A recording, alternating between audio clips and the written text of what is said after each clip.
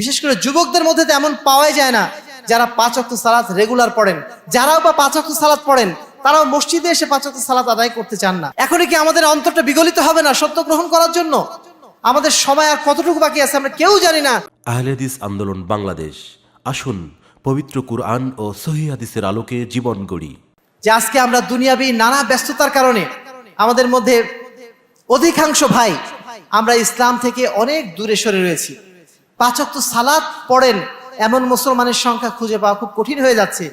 বিশেষ করে যুবকদের মধ্যে তেমন পাওয়াই যায় না যারা 5 ওয়াক্ত সালাত রেগুলার পড়েন। যারাও বা 5 ওয়াক্ত সালাত পড়েন তারাও মসজিদে এসে 5 ওয়াক্ত সালাত আদায় করতে চান না। যারাও বা মসজিদে এসে সালাত আদায় করেন তাদেরকে আবার ফজরের সালাতে পাওয়া যায় না। অর্থাৎ ইসলামকে পরিপূর্ণভাবে অনুসরণ করার মতো সেই জাজবা আমাদের মধ্যে তৈরি হচ্ছে না। আমাদেরকে দুনিয়াবী নানা ধরনের ব্যস্ততা এমনভাবে আঁকড়ে ধরে রেখেছে যে আমরা দিন সম্পর্কে এতটুকু সময় চিন্তা ভাবনা করার সুযোগ পাচ্ছি না। আল্লাহ রাব্বুল আলামিন আমাদেরকে বলছেন, ইয়া আইয়ুহাল্লাযীনা আমানুত্তাকুল্লাহ, হে ঈমানদারগণ, ইয়া আইয়ুহাল্লাযীনা আমানু, হে ঈমানদারগণ, লা তুলহিকুম আমওয়ালুকুম ওয়ালা আওলাদুকুম আন যিকরিল্লাহ, হে ঈমানদারগণ, তোমাদের সম্পদ এবং তোমাদের সন্তানরা তোমাদেরকে যেন দুনিয়া থেকে ভুলিয়ে না দেয়। ওমাইয়া ফাল যালিকা, নিশ্চয়ই যারা এই কাজ করবে ফাউলাইকা হুমুল খাসিরুন, তারা নিঃসন্দেহে ক্ষতিগ্রস্তদের মধ্যে অন্তর্ভুক্ত হয়ে যাবে। আল্লাহ রাব্বুল আলামিন আরো দরদ ভরা ভাষায় বলছেন সূরা হাদীদের 16 নম্বর আয়াতে, আলাম ইয়ানি লিল্লাযীনা আমানু আন তাখশা কুলুবুহুম লিযিকরিল্লাহ ওয়া মা নাযালা মিনাল হক, মুমিনদের কি এখনো সময় হয়নি, যারা ঈমান এনেছো তোমরা, তোমাদের কি এখনো সময় হয়নি যে আল্লাহর স্মরণে তোমার অন্তরটা বিগলিত হবে, আখিরাতের স্মরণে তোমাদের অন্তরটা বিগলিত হবে? এই সময় কি এখনো আসে নাই?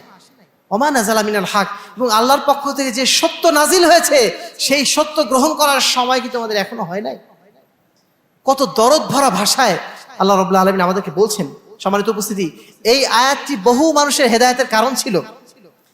একজন বিশিষ্ট একজন মুহাদ্দিস ফুজাইল বিন আয়াজ, তিনি বলছেন,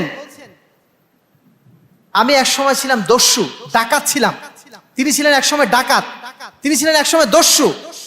এই মানুষটা দস্যু থাকা অবস্থায় একদিন তিনি একটা সফরকারী দলের পাশ দিয়ে যাচ্ছিলেন। সেই সফরকারী দলের কাছে শুনতে পেলেন যে তারা বলছে যে তোমরা এই এলাকায় আজকে রাতে থাকো, তোমরা এখান থেকে নড়াচড়া করো না, কারণ এই এলাকায় এমন একজন ডাকাত আছে যার নাম হচ্ছে ফুজাইল বিন আয়াজ। এই লোক যাকেই পাবে তার কাছ থেকে সমস্ত কিছু ছিনতাই করে নিয়ে যাবে। ফুজাইল বিন আয়াজ তিনি এই কথা শুনে খুবই লজ্জা পেয়ে গেলেন যে মানুষ আমাকে এইভাবে ভয় করে। ঠিক তখনই তিনি কোন একটা বাড়ি থেকে শুনতে পেলেন এই আয়াতটি যে আলাম ইয়ানি লিল্লাযীনা আমানু আন তাখশা কুলুবুহুম লিযিকরিল্লাহ, এখনো কি মুমিনদের সময় হয়নি যে তাদের অন্তরটা আল্লাহর স্মরণে বিগলিত হবে এবং যা সত্য নাজিল হয়েছে সেই সত্য গ্রহণ করার জন্য তাদের অন্তরটা প্রস্তুত হয়ে যাবে? এখনো কি সে সময় হয়নি? এই কথা, এই আয়াত শোনার পরে তিনি অনুভব করলেন এই আয়াতটি বোধহয় আল্লাহ রাব্বুল আলামিন আমাকেই বলছেন। সঙ্গে সঙ্গে তিনি তওবা করে ফেললেন যে আমি আর কখনো ডাকাতি করব না, আর কখনো দস্যুবৃত্তি করব না। তিনি সেই যে ফিরে আসলেন দিনের পথে, আসার পরে তিনি একজন বিখ্যাত মুহাদ্দিস হয়ে গেলেন। পরবর্তীতে তিনি একজন জলিলুল কদর, একজন আলেম দ্বীন হিসেবে পরিণত হয়ে গেলেন ডাকাত থেকে। আলহামদুলিল্লাহ, আমাদের মধ্যেও এমন বহু ভাই রয়েছেন যারা হয়তো পূর্ব জীবনে 5 বছর আগে 10 বছর আগে তারা দ্বীনের পথে ছিলেন না, কিন্তু আলহামদুলিল্লাহ এখন তারা দ্বীন গ্রহণ করেছেন। এমন অনেক ভাই আছেন না যারা এখনো পর্যন্ত দ্বীনের পথে আসতে পারেন নাই। তাদের প্রতি আমাদের অনুরোধ থাকবে, যারা এখনো হক জিনিসটা বুঝতে পারেন নাই, বুঝতে পারার পরেও এখনো যারা মানতে পারেন নাই, তাদের উদ্দেশ্য আমাদের একই কথা, আমাদেরকে এখনো সময় হয়নি সত্যটা গ্রহণ করার জন্য। এখনই কি আমাদের অন্তরটা বিগলিত হবে না সত্য গ্রহণ করার জন্য? আমাদের সময় আর কতটুকু বাকি আছে আমরা কেউ জানি না। যে কোনো সময় আমাদের মৃত্যু হয়ে যেতে পারে।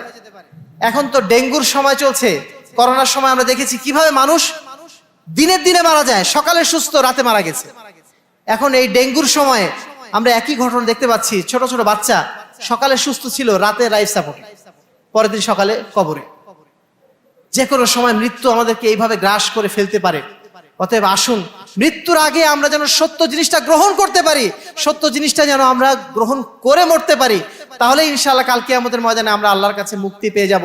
আর যদি এই সময়গুলো আমরা নষ্ট করে ফেলি, এখনো পর্যন্ত ভাবতে থাকি, এখনো পর্যন্ত চিন্তা করতে থাকি দেখি না, আরো একটু সময় যাক, দেখি না, এখনো সময় আছে, এই চিন্তা যদি করি এবং হক থেকে দূরে থাকি, তাহলে নিঃসন্দেহে আমরা ক্ষতিগ্রস্তদের অন্তর্ভুক্ত হয়ে যাব। আমরা কেউ চাই না আমরা কাল কিয়ামতের ময়দানে ক্ষতিগ্রস্তদের মধ্যে অন্তর্ভুক্ত হয়ে যাই। সম্মানিত উপস্থিতি, আলোচনা একদম শেষ লগ্নে এসে আপনাদের সকলের প্রতি আমাদের অনুরোধ থাকবে, আজকে যে আমরা বিষয়ে আলোচনা করার চেষ্টা করেছি, হকপন্থী হওয়াটা এটা শুধুমাত্র আমাদের চয়েসের বিষয় না, এটা আল্লাহ রাব্বুল আলামিনের পক্ষ থেকে একটা নেয়ামত। আল্লাহ রাব্বুল আলামিন এই নেয়ামত সবাইকে দেন না। আমাদের যাদেরকে এই নেয়ামত দান করেছেন, আমরা যেন চেষ্টা করি এই হকটাকে সাধ্যমতো ধরে রাখার জন্য, এই হকটাকে সাধ্যমতো গ্রহণ করার জন্য। সেই সাথে সাথে এই হকটা আমরা যারা পেয়েছি, এই হকটা যেন মানুষের কাছে আমরা সাধ্যমতো প্রচার করার চেষ্টা করি। আমরা নিশ্চয়ই কামনা করি, আমরা যেমন জাহান্নাম থেকে মুক্তি পেতে চাই, আমার পাশের ভাইটা যেন জাহান্নাম থেকে মুক্তি পেয়ে যায়, সে চেষ্টা যেন আমাদের থাকে। এইভাবে যদি আমরা সবাই সামগ্রিক প্রচেষ্টার মাধ্যম দিয়ে এগিয়ে যাই, ইনশাআল্লাহ এই সমাজ পরিশুদ্ধ হবে, এই সমাজ থেকে কুসংস্কার দূরীভূত হবে, শিরক বিদআত দূরীভূত হবে। ইনশাআল্লাহ এই ইসলাম, এই সমাজের ইসলাম বিশুদ্ধ ইসলামে পরিণত হবে। আপনারা যে এলাকায় আছেন, এখানে শিক্ষিত মানুষদের পদচারণা বেশি। শিক্ষিত মানুষরা হকটা সহজে গ্রহণ করতে পারে, হক জিনিসটা সহজে বুঝতে পারে, কিন্তু তাদের কাছে পৌঁছাতে যে আমরা অনেক সময় কার্পণ্য করি, অনেক সময় আমরা ভয় পাই যে তারা গ্রহণ করবেন হয়তোবা। কিন্তু শিক্ষিত মানুষ কিন্তু জিনিসটা সহজে গ্রহণ করে, আবার শিক্ষিত মানুষই আবার এটাকে সহজে প্রত্যাখ্যানও করে, এটাও সত্য। শিক্ষিত মানুষ আবার সহজে কিন্তু অনেক সময় গ্রহণও করতে পারে না। যাদের অন্তরটা খোলা আছে তারা গ্রহণ করে, কিন্তু যাদের অন্তরে ব্লক হয়ে গেছে, যাদের অন্তরে আল্লাহ মোহর মেরে দিয়েছেন, তারা কিন্তু আবার শিক্ষিত হওয়ার পরও গ্রহণ করে না। যাই হোক, সেটা আল্লাহর ব্যাপার, আল্লাহ কাকে হেদায়েত করবে সেটা আল্লাহর ব্যাপার। তবে আমাদের দায়িত্ব যেটা, ওমা আলাইনা ইল্লাল বালাগ, আমাদের দায়িত্ব মানুষের কাছে পৌঁছে দেওয়া। যে হক জেনেছি সে হকটা যেন মানুষের কাছে পৌঁছে দেওয়ার জন্য সাধ্যমতো চেষ্টা চালাই, নিজেরা হকপন্থী হই, মানুষকে হকপন্থী বানানোর জন্য চেষ্টা করি। এটাই যেন আমাদের মেহনত হয়, এটাই যেন আমাদের প্রচেষ্টা হয়। আল্লাহ রাব্বুল আলামিন আমাদের সকলকে তার দ্বীনে হকের জন্য যেন কবুল করে নেন।